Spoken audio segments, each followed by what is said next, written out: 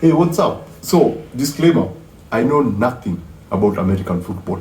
Actually, my country, Kenya, was colonized by the British. So, the majority of the people in my country are more into football, what American calls soccer, and they are into rugby. Rugby is the much more aggressive and manly version of American football. I see American football have helmets and pads and stuff. Rugby don't have those. It's just them. It's just shorts, t-shirts, and they play the game. So I never really knew who Tom Brady was until Bill Barr, because I listened to the Monday morning podcast. And through the Monday morning podcast, Bill would go off on both Boston Celtics, and somewhere in the middle he'll drop into American football, and then he'll start talking about one way or the other. The conversation will go into Tom Brady. And so that's how I came to know that there's this legend called Tom Brady. He has 7 rings, and apparently 7 rings is a big deal. So I think Tom Brady is more like what Ronaldo is to football, Ronaldo and Messi is to football. He's a legend, he's this big deal. I don't know why it's a big deal in America, but he is. So when I saw Netflix push this, I got excited because it was Tom Brady, the guy that Bill Barr talks about, and Jeff Ross was involved, and Kevin Hart was involved. So as we go in, who did I think actually worked for this roast? Because the roast was 3 hours. It was a 3-hour show, which I thought was pretty impressive. But, a big roster of different personalities, so it has to be actually, I think it made sense for it to be that long. I thought Nikki Glaser, Tony Hinchcliffe, and Kevin Hart, and Jeff Ross, who else? Tom Brady himself. I thought those guys did a good job in roasting everyone equally. All the other guys came in, but they didn't, they kind of focused on either 2 characters, who was mostly Krog and Tom Brady and Nikki. I thought they focused on those 3 characters, but in particular, but they didn't actually equally roast everyone there, because I feel that Nikki actually killed it. Nikki Glaser was the favorite, because that's the only time that I actually really truly laughed. I thought she was very effective in just going, and when you thought that she was slowing down, she would go, and then she also roasted herself, self-deprecating humor. She roasted herself, and then she went on into Tom Brady and gave him his flowers, but still roasted him in a way. So I thought she did a fantastic job. Tony Hinchcliffe, the idea that he was moving around, the idea that he actually he almost talked about everyone, including, he had one of the most savage roasts. He roasted Kim Kardashian, something to do with something and keeping her legs crossed. I thought that was brutal. Right? That for me was the moment. That for me was like, that was cold moment. So I thought he was very effective in roasting everyone and moving around. Kevin Hart did a great job in hosting, number one, and being able to, read the room, make some things happen, because apparently there's beef between the owner of Patriots. Is it called Patriots? So there's a team called Patriots. I assume that that's the team that Tom Brady played in, and the coach, I can't remember his name. Apparently there was a beef between the two, because Kevin Hart was like, you come, toast, and maybe, and then the owner of the Patriot came in and said that this is the greatest coach of whatever. Kevin Hart was like, their beef was bigger than Kendrick Lamar and Drake's beef, and I'm like, okay, that's interesting. So if you're an American, what's the big deal between the Patriots owner and the coach? What's the conflict? What's the deal with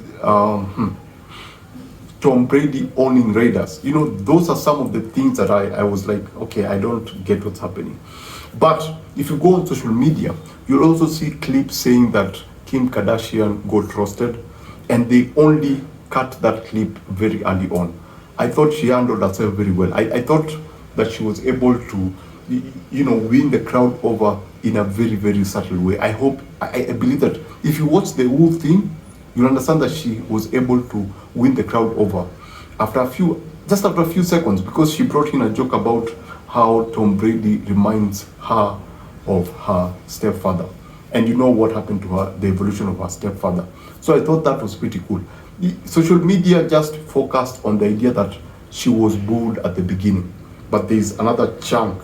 There's a very huge chunk of where she was able to actually win over the crowd, and she was able to bring the crowd over to her side. And I thought that I couldn't actually do that. I think most people will just walk away. I thought that she did a great job in relation to just, standing there and just doing what she had to do.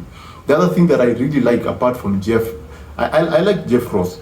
Anchorman, Ron Burgundy made an entry, came through.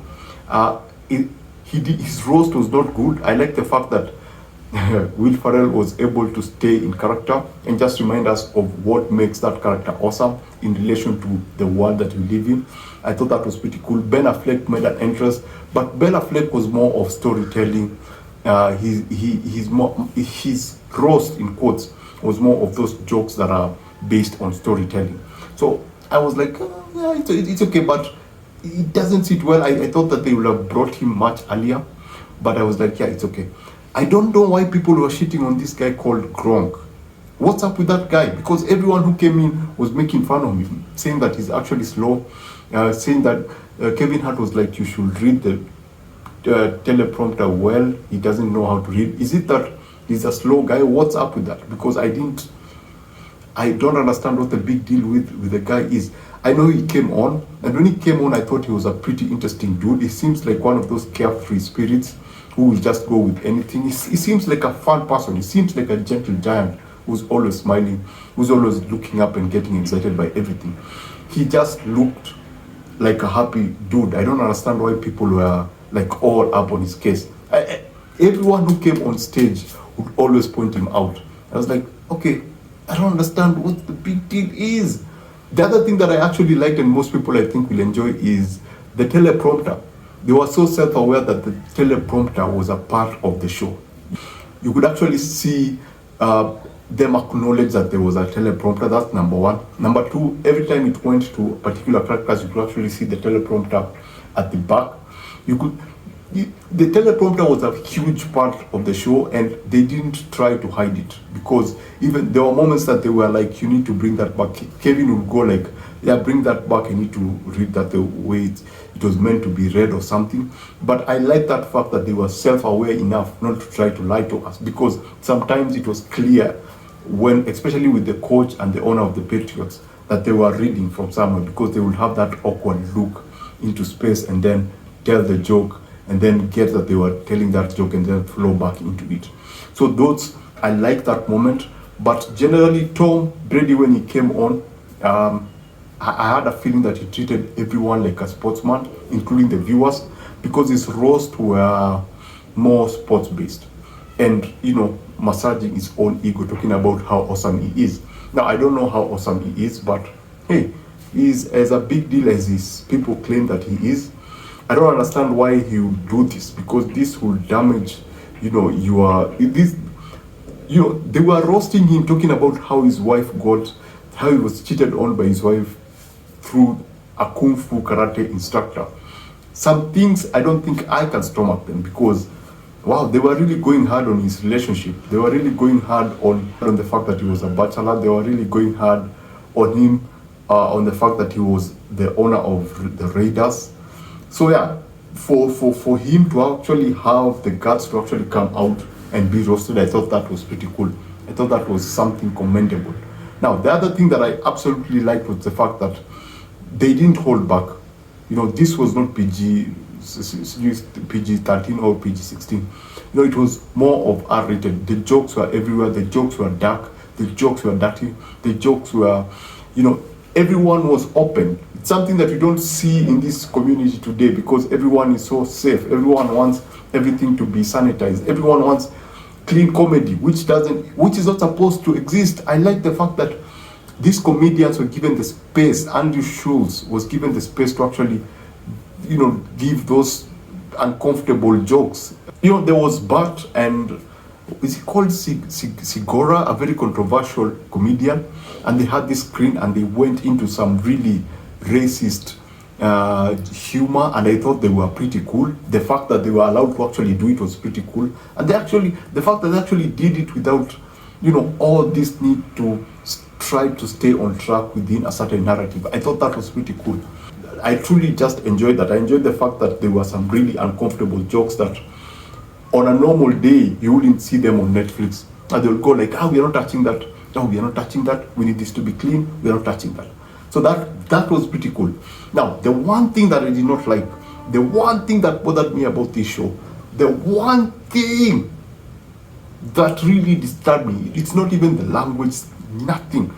The one thing that bothered me about this show is that Bill Burr was not in that room. I so wish that Bill Burr was in that room, because Bill Burr would have, he's very passionate when it comes to sports. He's passionate about, as I told you, I knew of Tom Brady via Bill Burr. And oh man, this would have been awesome, because he's passionate about the sports. He understands the sport. He understands Tom Brady. He understands the other teammates who are in that particular group, because he's so much into the sports. And even when you listen to him, you can even hear him roast people on his show. So can you imagine him being here? Second thing, I would have wished for him to be in that room in order to have a confrontation with Kevin Hart, because I wanted him to roast him again, because he's the only comedian who has successfully roasted Kevin Hart. I remember there was a time when Kevin Hart had a show. I think it was, I can't remember the name of the show. I thought it was a podcast. I think it was a podcast. I remember Bill Burr roasting him and telling him that now Kevin Hart was not talking to him because he was, big Hollywood and stuff. That is what I thought was needed. Yes, they made fun of his height. Yes, they made fun of the fact that he's The Rock's, best friend. But I wish Bill Burr was there, because Bill Burr would have just turned the angle and he would have gone hard on Kevin Hart. But generally, I thought it was a very unique show. I thought that the fact that it was live, I thought that was a very interesting concept, in that everyone was able to say what they needed to say in real time. Not, yes, it might have been scripted, because some things might have been planned for earlier on, and they might have, changed one or two things. But I like the fact that it was raw, it was real. It was not PC. There was no, toned down anything. Every comedian was allowed to say what they had to say. The jokes were uncomfortable. The jokes were super funny. The jokes were, there was a lot of self-deprecation. For a person like Tom Brady, it was more of massaging his own ego. So I thought it was actually a good time. It was a 3-hour epic experience. So basically that's it. And the pacing of the show, that's the other strange thing. It does not slow down. Even when Krog comes on stage, it does not go down. It just keeps going. And it just keeps going, it just keeps going. So I thought that was a pretty interesting roast. Kevin Hart roast is coming next. I think it's going to be this coming Sunday. And when I mean this coming Sunday is around May 12th, 2024. So I can't wait to see what they're going to do with that. I hope that they will bring Bill Burr.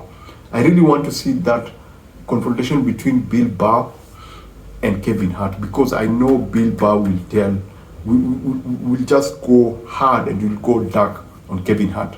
So if I was to give this out of 5, I would give this a 4.3 out of 5. I had a great time. My only problem is that they did not have Bill Burr in the room.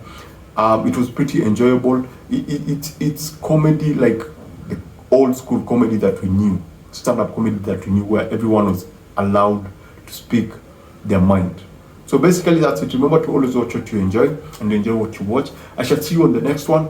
Please subscribe. I'm on an arc to 100k, and I don't know where we're going to be. I can't wait for that moment to get there, but in the meantime, it starts with you and I as you subscribe and just climb up this ladder. So thanks for watching. I shall see you on the next one.